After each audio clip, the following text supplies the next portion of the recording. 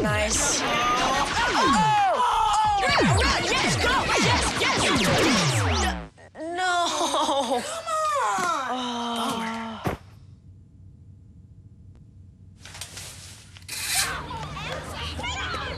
Oops. Yeah, sure. Let's go. Moms everywhere are finding ways to keep kids active and healthy. Works every time. Get ideas, get involved, get going at letsmove.gov.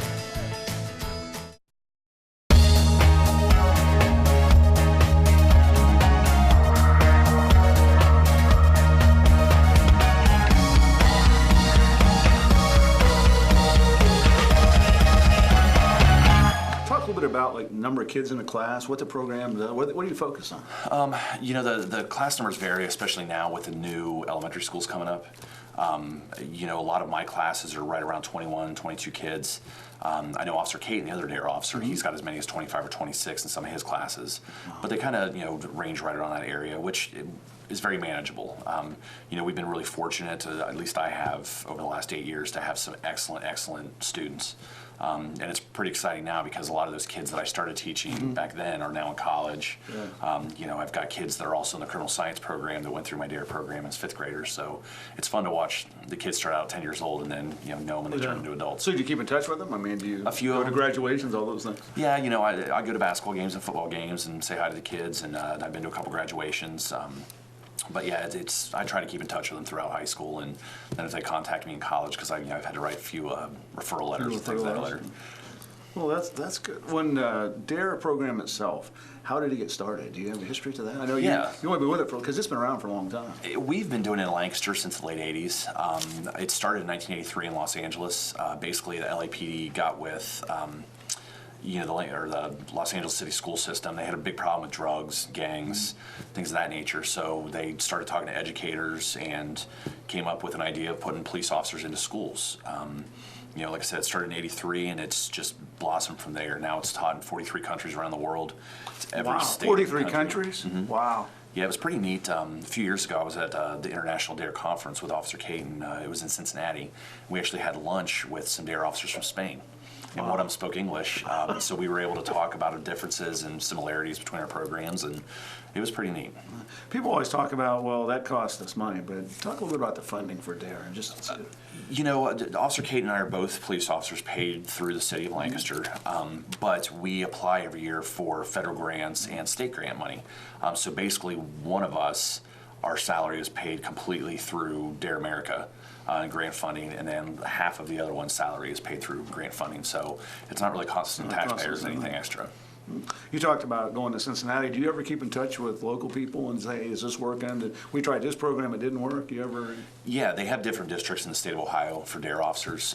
You know, we're in the same district with, you know, like Westerville PD, Dublin PD, Hilliard, these different departments that have DARE programs. And we have quarterly meetings, and we keep an email touch quite regularly, and then we have a state conference every year where we get together and do some training and talk about, you know, different issues and what's working and what's not. Did you ever have an idea that you've run by somebody or they've run by you and you've thought, man, that'll never work? I mean, what in the world are you thinking about? You know, every once in a while, you know, different things work different for different people. You know, I've talked to a DARE officer who does a rural county in Ohio.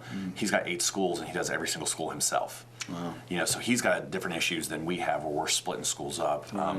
But yeah, you know, it's just like anything else. You know, you have a meeting with somebody, you never want to shoot somebody down or hurt their feelings. You just kind of take that idea and see if maybe it'll work, and if it doesn't, you just kind of keep it aside. Do you get to, I guess, develop new programs, or does DARE say this is what you're going to do, or do you have some freedom to be flexible? You know, not really. It used to be, when I became a DARE officer, the curriculum was very standard, and then 3 years ago they changed it all, and it's no longer you must do this, this, and this. It's just a kind of a basic, here's the information, go out and teach it, because it used to be all anti-drug, but now the program, the only 2 drugs we talk about are alcohol and tobacco. Which, believe it or not, are drugs. You know, they're both legal for people of the appropriate age, but now we focus more on peer pressure, bullying, how to make good decisions, how to handle stress, things of that nature. So the program has really branched out. And how old are these kids again? 5th grade. 5th grade, and we're talking about depression and bullying and... Well, you know, bullying, I mean, starts at a very, yeah. very young age. And it's not the kind of bullying that you or I might Sure. have dealt with, because when I think of bullying in school, it's, you know, kids pushing other kids and punching them. But now with the internet, Yeah. cell phones, you know, it's gone to cyberbullying. All the kids know about that. So we talk to kids about how to deal with that and how to report it, which is a big thing, because if one child sees another child being bullied, we want them to help them out. So we have them sign a pledge. You know, they promise to help somebody if they see them being bullied, and it seems to be making, you know, Sure, a little bit of yeah. a difference. Absolutely. And now, website, phone number, or things that, or how do they contact you if they're interested in it, or if a parent's interested? I'd like to get my son or daughter involved in this. How do they? You know, my email address, anytime you have an employee of the city of Lancaster, the email address is their first initial, so mine's J, and then their last name, so MARSHALL, and then it's at ci.lancaster.oh.us. The, when, I know DARE is a huge part, but you're obviously doing other things too. I mean, DARE takes up 90% of your time, but... Not really even 90. Really? Yeah, you know, that's a lot of people don't understand how the community services unit works, but you know, I finished all my DARE classes in November, so I don't have any more DARE classes for the rest of the school year. But I actually have just started doing ALICE training, which is active shooter training for elementary school children, which is required by a, I think it's a bill that went through the Senate or the State House. That requires all school children, kindergarten through 12th grade, to be taught, you know, how to handle an active shooter. So 2 weeks ago. Does that surprise? I mean, does that surprise you as a? I mean, 20 years ago. 20 years ago, you know, I never would have thought of that. Yeah. But you know, after the Sandy Hook tragedy, I think it opened a lot of people's eyes. And you know, kids do fire drills once a month. They're required. And a lot of people don't know this, but the last time a elementary school child died in a school fire was in 1959 in the United States. Wow. And then when was the last time a child died in a school shooting? You know, it seems like it's happening on a weekly basis. So it's important that the kids understand, you know, and I've really had to create the program from the beginning, because I am an ALICE instructor, and I've been taught to teach adults and high school children, or excuse me, high school students, but I've really had to start with the young kids. They're as young as 5, going up to 10 and 11-year-olds, and figure out a way to teach them this without scaring. What kind of questions do you get from those young kids? You know, with the little kids, the kindergartners, first graders, and second graders, I have a book that's put out by the Alice Institute that I read to them. And I put it up on a board, and they're pretty perceptive to it. But you know, the little kids always wonder, what happens if I go outside and there's a gang outside, or you know, bad guys come swooping through the windows. You know, they watch television. Sure. Yeah. But then the older kids, you know, they want to know, okay, am I allowed to do this if somebody comes in my school with a gun? You know, because we teach not just lockdown, but when they do lockdown, we're teaching kids to grab something, so if an intruder comes into the room, they can throw it, try to disrupt that person, and then get out. And so the kids, you know, think it's crazy that they're allowed to throw coffee cups and binders and books, and I have to explain to them that's okay. Right. But then I also have to explain to them the chances of this happening are almost nothing, but we still want our children to be prepared.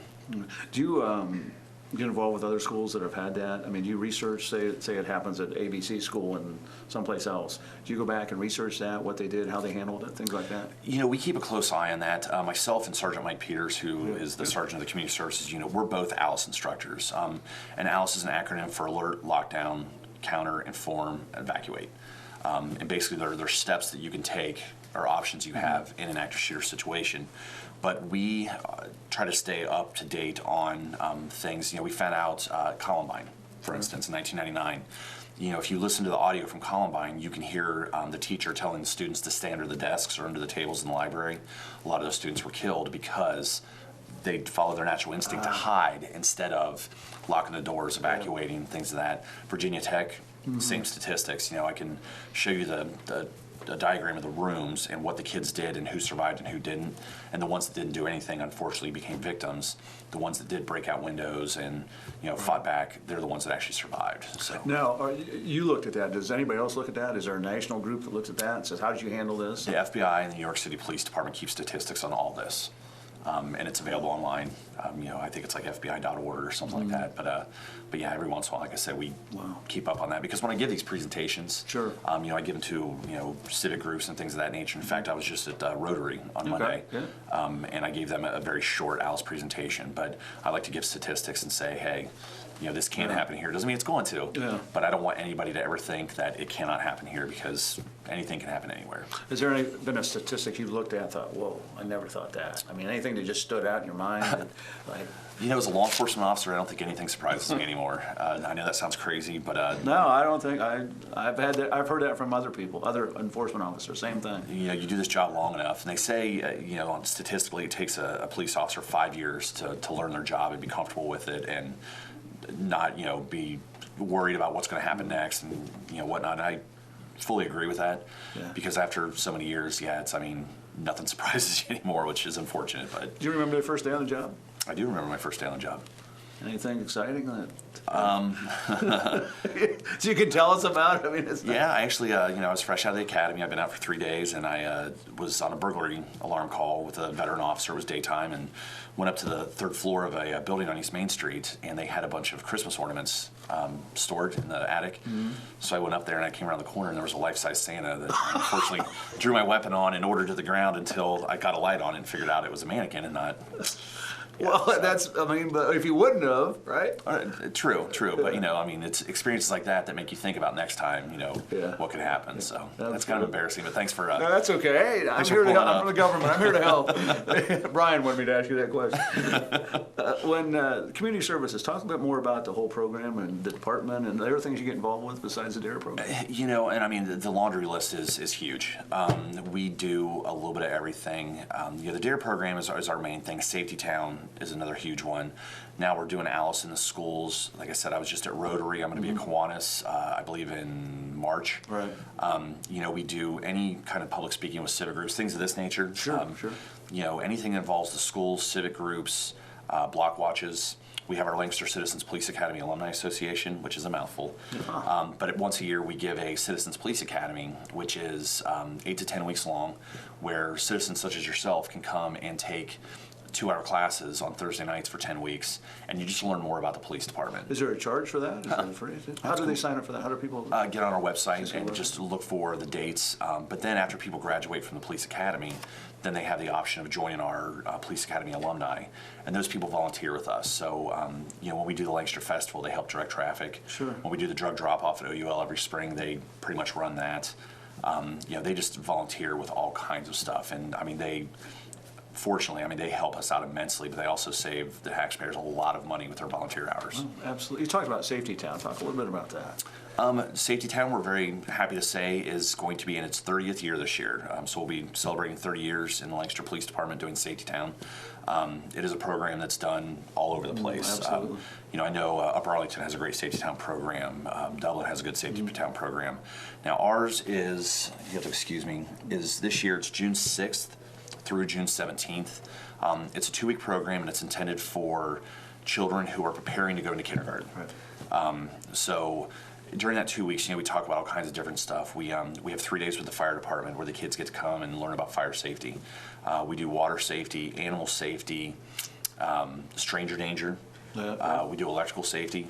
Just all kinds of different stuff. The kids get to ride on a school bus, which typically for the first time. Sure, yeah. But it's things that they need preparing to go into kindergarten that help them get ready for that situation. And it's a classroom setting, but it's only 3 hours a day. Right. So there's 2 sessions. There's one in the AM from 9 a.m. until noon, and then one in the PM from 1 p.m. to 4 p.m. Is it at one school, or is it at... Yeah. Since I've been in community services, like we were talking earlier, it used to be at Tarhee, and then I've been there when it's been at South, and I've been there when it's been at Medill.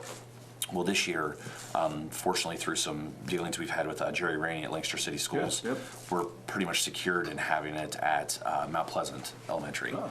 And previously, Safety Town was always outside, where the kids ride tricycles and whatnot. Yeah, all my kids went through that. Yeah. So, a lot of people know about that program, but instead of doing it outside now because of inclement weather, whether it be heat or rain, we actually got a grant through Mayor Kuhn and I think Kiwanis and a couple other organizations donated money, and we purchased a tarp that goes over the gym floor at Mount Pleasant Elementary that already has the the blocks and the streets and everything marked out on Right. it. So we'll put that down and then put buildings up, and that way the kids can have Safety Town inside, and they don't have to worry about, you know, the weather. That's neat. Yeah. Have you seen an increase in people in the community and the relationship with the police department? I mean, there are some communities that there's a little, not necessarily here around here, but maybe in another state where there's a little bit of friction. Do you see more community involvement with the police department? You know, we've always been very, very fortunate in Lancaster, Ohio, to have a great community that supports its law enforcement officers. You know, like I said, I've been here for 14 years, and you get some of those people out there that, you know, have run-ins with law enforcement or have a bad experience, but they're few and far between. Most of the people here are extremely supportive, you know, extremely polite. You know, I'll mention this, a couple days ago, we were doing some shopping for a fundraiser, and a woman that we had just met in line, we were talking to, we explained to her what we were buying these things for, and it was to raise money for the DARE scholarship, and she stated that she wanted to donate, so she paid for $118 worth of our purchase, which was more than half of it. Wow. So actually, when I get back to the office today, I need to put her a thank you letter in the mail and Sure. and whatnot. But you know, just little things like that, and we get a lot of that. And you know, people a lot of times, especially when bad things happen nationwide, will come up and want to shake our hands and say thank you, you know, for what we do. And I mean, stuff like that is just huge. I know there's a mayoral change. Brian Coon's in now. You have a new police Chief. Don And Deputy Chief. McDaniel, and Deputy Chief. Yeah. Do you notice changes when there's that type of administrative change, or is it, you know, you're thinking, okay, you know, we did this, now we're going to do that? I mean, does that? Well, how do you react to that? You know, I mean, obviously, you know, Dave Smith was a fantastic mayor. You know, we loved working for him. You know, we're excited to have Brian Coon in the mayor's office now. You know, I mean, I couldn't imagine, you know, a better guy, you know, to be running the city, and he really supports safety services. You know, Dave Bailey, fantastic police chief. You know, and then when Chief McDaniel came in, it's just been flawless. Everything has been smooth. Chief McDaniel is very, very supportive of his guys. And now with Deputy Chief Pilar, you know, he came from the Patrol Bureau, Right. and now he's, you know, second in command, and he's been really supportive of everybody and making changes that weren't necessary, but it's making things better. Right. You know, because the state of Ohio is requiring much more training starting this year into Correct. next year and whatnot, and so Deputy Chief Pilar is really taking that on and, you know, making sure that everybody's, you know, squared away and getting things done. So, How much training do you have to go through a year? I mean, do you have to, so many hours you have to complete, each officer? you know, and I don't know the exact numbers. It used to be, you know, up in the 20 range, and then with the financial troubles that started in 07, 08, I had dropped down to like 3 hours. Well, then it's continually gone up, and I believe this year it's 20. Or maybe it's 12, I think. I don't know the exact numbers, but it's going to keep on increasing. So yeah, we do have to go through continuing education, just like, you know, any other public service. Talk a little bit about technical change. I mean, you've been there for 14 years. I mean, I've heard things like radios have completely changed when I was back on council years ago, that Right. they've all changed. Talk a little bit about just the technology. You know, when I first came on in 02, we didn't have MDTs, which are the mobile data terminals in the cruisers. We did not have those. All of our reports were handwritten. Oh my. You know, if we had to give a supplemental report on a big case, we didn't type them up. We actually hit record on a tape recorder with a cassette tape and talked into it, and then a woman would transcribe it for us. And we used to take tape statements on a tape recorder. So in that time, obviously, we have computers in our cars now, and we also have access to it's a state database called OLEG, which is the Ohio Law Enforcement Gateway System, and that allows us to pull up photographs and information about people. Say I was to pull you over and you don't give me your driver's license, I can get your information and confirm that you are who you say you are, which is a huge Wow, tool yeah. for law enforcement. Because when I first started, if somebody said, "This is who I am," I had to take them at their word. Exactly. Yeah. But yeah, and then all of our reports are computer generated now. You know, all of our recordings are done with the body cameras. Sure. Every street officer wears a body camera on their uniform, so that's cut down on citizen complaints, or frivolous complaints, I should say. And it's been great for evidence when somebody says, "Why did it do that?" You know, here's the video. So law enforcement's definitely it's got more interesting because everybody has camera phones and things Sure. of that nature. And, you know, people don't understand that anybody can edit whatever they want to on their camera phone, and they try to get law enforcement officers to do things and say things. But it's great having those body cameras, because then you can come back and say, here's what really happened. I'm going to go out on a limb here, and when you stop somebody, I'm going to say the first thing they say is, "You know who I am?" Is that, or what else? What do you get? I mean, you clocked at 85 in a 45-hour zone. Being in community services, I don't do a lot of traffic stops. And to tell you the truth, I have never had that happen to me. Nobody has ever tried to throw out the card of, "Do you know who I am?" Or, I mean, fortunately, I know a lot of people, and I have pulled over people I know. Sure. But nobody's ever tried to pull the card on me that, I'm friends with the chief or anything like that. So I've been lucky. Yeah. We've got a few minutes left. Looking into the future, where do you see police administration, not administration, but just where do you see the focus of police going to? More technology, less technology? More technology, and one thing too, when I first started, it was very common for people to get out of high school, do 4 years in a branch of the military, and then become a police officer. We're moving away from that a lot now. Now it's more people graduate high school, they go to either a 2-year or 4-year college, come out with a degree, and then become law enforcement. So definitely, our officers are much better educated. Not that the military doesn't do a good job of education, but they're trained in what society wants, and they are, I think, much more in tune with the citizens. So that's just been a big change just over the last 5, 6, 7 years. So I think law enforcement's going to move up. I mean, it's going to get better. Technology, of course, is going to make our jobs easier. It's not quite up to what CSI puts out on TV yet. That's a great television show, but it's not real. But technology is just going to make our job much easier and much more effective for us to solve crimes. Right. The people talk about. Cruisers out. Talk a little about a cruiser. They operate 24 hours a day, 7 days a week. Correct. How long does a cruiser last? I mean, do you have any idea? I mean, I know we used to buy them.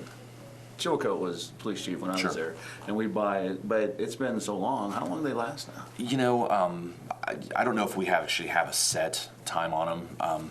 I know that some companies make cruisers that last longer than other ones. When the Crown Victoria was the main cruiser in the United States, police departments put 150,000 miles on them, sell them to a cab company, and they'd put an extra 400,000 on them. So nowadays, we're driving all Dodges.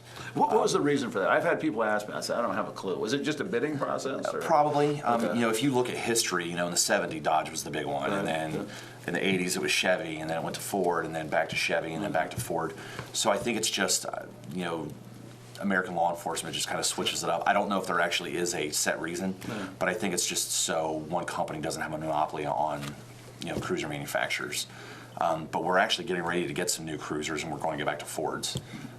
So we're kind of excited about that because we're going to get a couple SUVs, which will make a big difference because they carry a lot more equipment and whatnot. But the cruisers do run 24 hours a day. So I mean, it's nothing to put 85,000 miles on a vehicle in 1 year. Oh, absolutely. If people want to come down and go through the police departments, police station, tours available or not? Is that the question? Typically the tours that we give are for school children, and I personally have done Boy Scout and Girl Scout visits. If adults want to come down and say, "Hey, take me to the police department," it's not always feasible because we are a business that runs 24 hours a day, 365 days a year. But there's also a lot of sensitive things that go on there because you have to realize.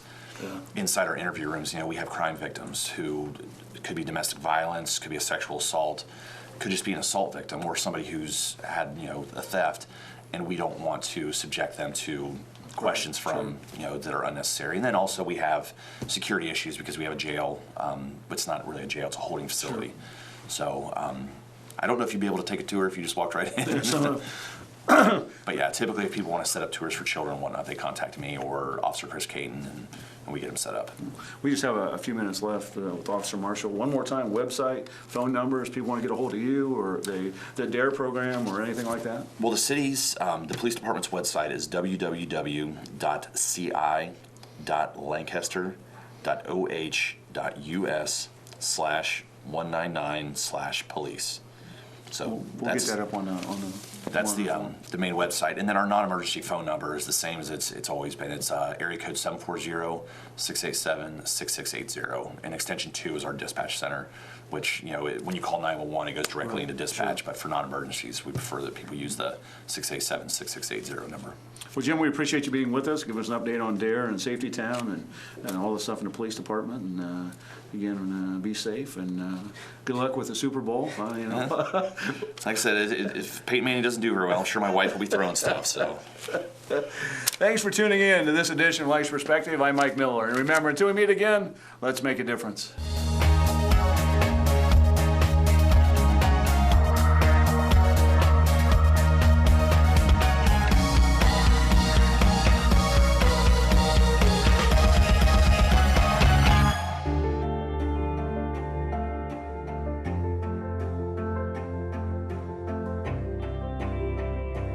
Body language can tell you all sorts of things.